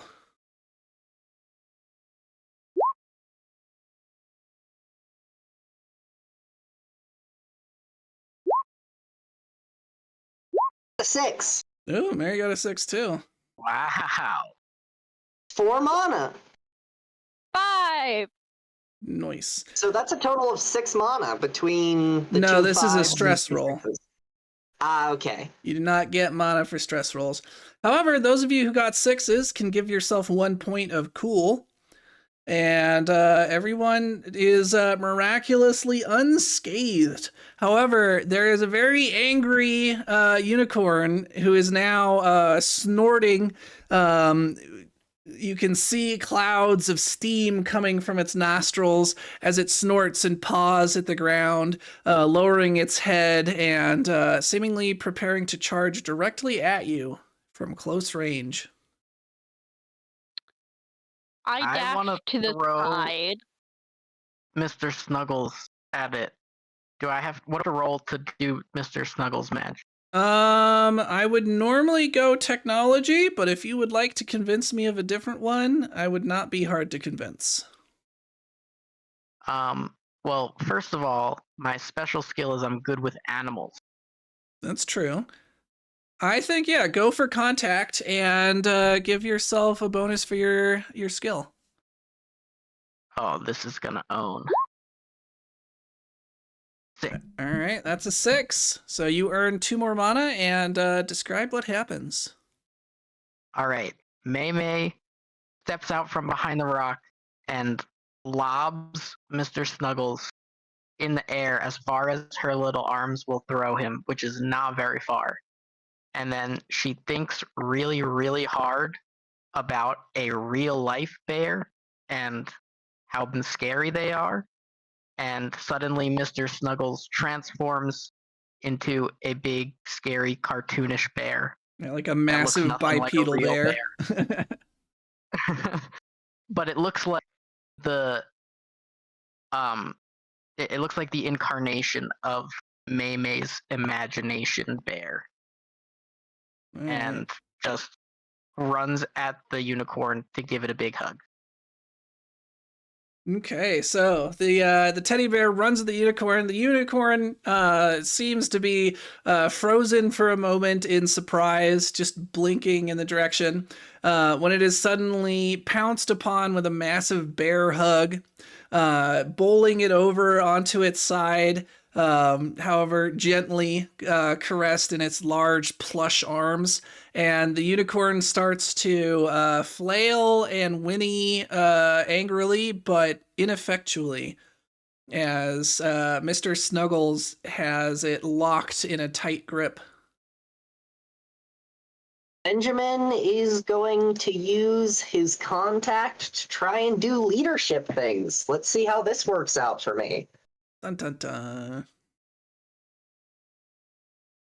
Okay, 4. Mostly positive. Okay.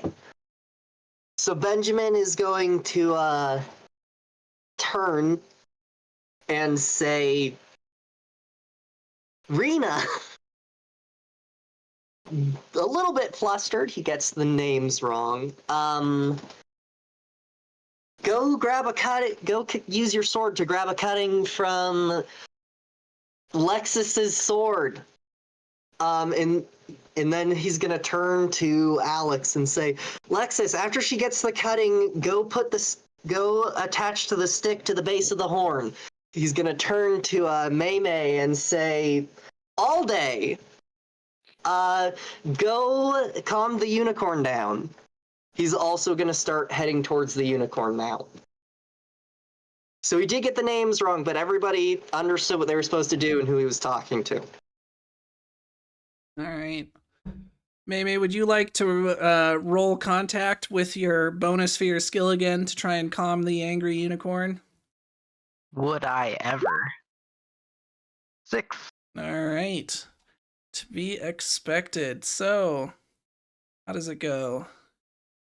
Mei Mei walks up to the unicorn slowly from behind to avoid any stray lightning bolts, and starts very gently stroking its mane and saying, "Good little unicorn."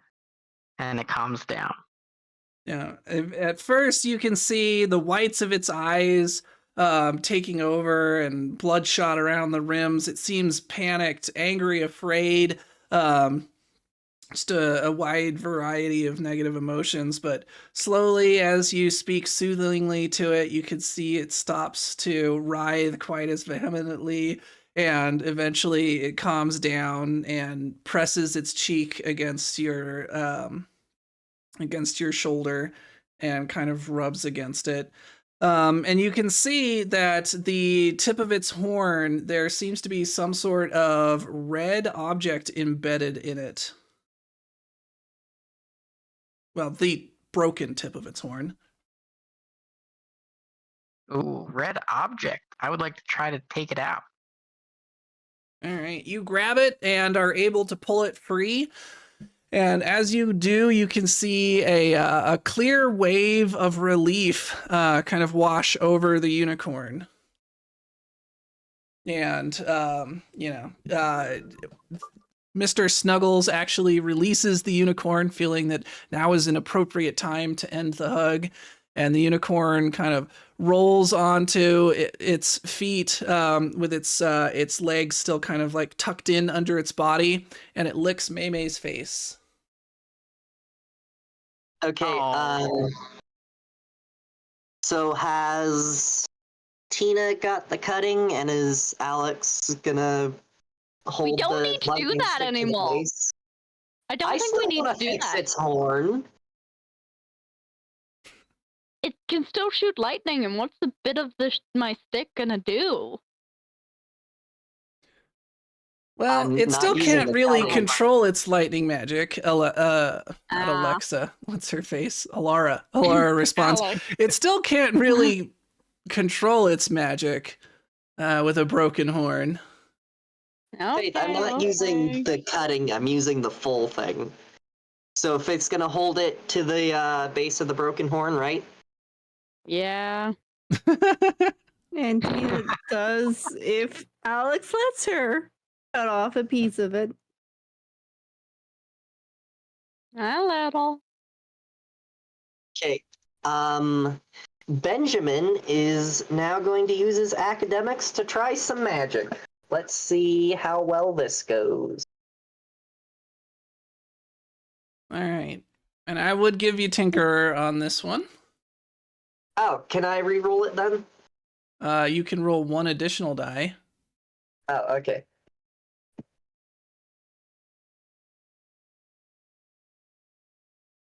I keep pressing the wrong buttons and having to delete them. Okay, so it's just 5s. All right. That gets you one additional mana. He's going to use magic to kind of help the partly living lightning wood sort of grow and meld into the horn to give it also fuse with its life and essence to give it a fully living horn that will be able to grow with it that has a strong lightning magic attunement. All right. So the unicorn kind of stands up, and you can see a few sparks come off of the end of its horn, and then a lightning bolt blasts from its horn kind of up into the sky harmlessly. It then kind of paws at the ground and whinnies appreciatively before kind of trotting off a small distance and then turning back and looking at you expectantly. Benjamin is I going to follow. follow. After his stick exploded, Benjamin has been keeping his hand in his little coat. Fair enough. All right, so following the unicorn on a short ways, you eventually are led to a small pond, next to which is a singular tree. And the unicorn kind of paws at the base of the tree and then looks back. Well, it doesn't have paws. It hoofs. I don't know. It uses its hooves to dig gently at the base of the tree and then looks back at you once again expectantly. Benjamin's going to walk up and peer at where it was hoofing. All right. So you see a metallic object of some kind glistening slightly through the dirt. Benjamin's going to pick it up. You try to and realize it is attached to something larger. Benjamin's going to turn to the rest of the group and say, I think we have some digging to do. All right, go ahead and let's get a couple of athletic rolls. Who is going to be digging? Can I use my earth magic to dig instead? Yes. Cool. Who else is going to be digging? We'll need 2 people. I will. All right. Are you also using magic, or will you just use your athletics? I'm just going to use my athletics.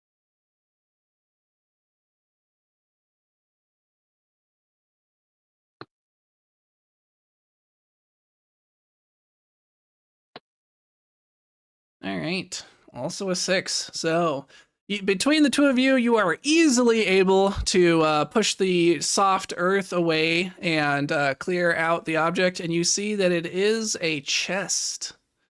A classic pirate chest.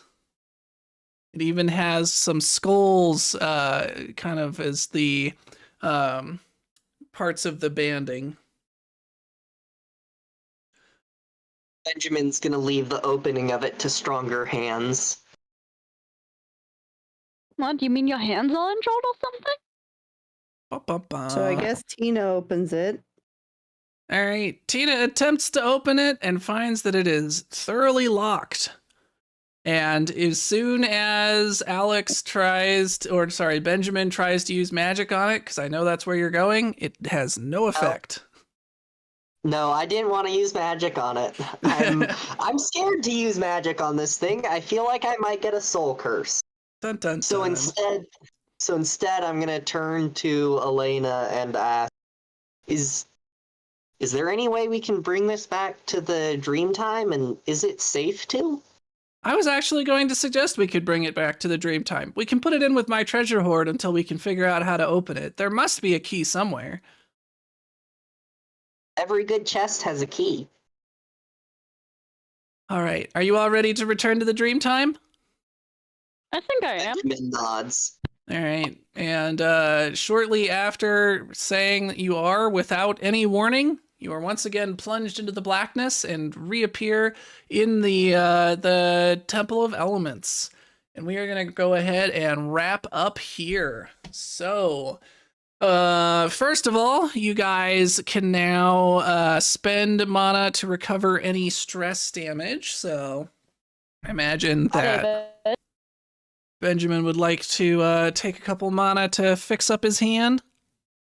Yes, I would like to take the 2 mana to fix my hand, please. The burns and splinters are a little painful. All right. Anyone else, or was that it for stress damage? I think I that was don't it. think anyone else got injured. All right. one So I will go ahead and shoop these back off. And then we had like a sweep of good rolls for the next lightning strike.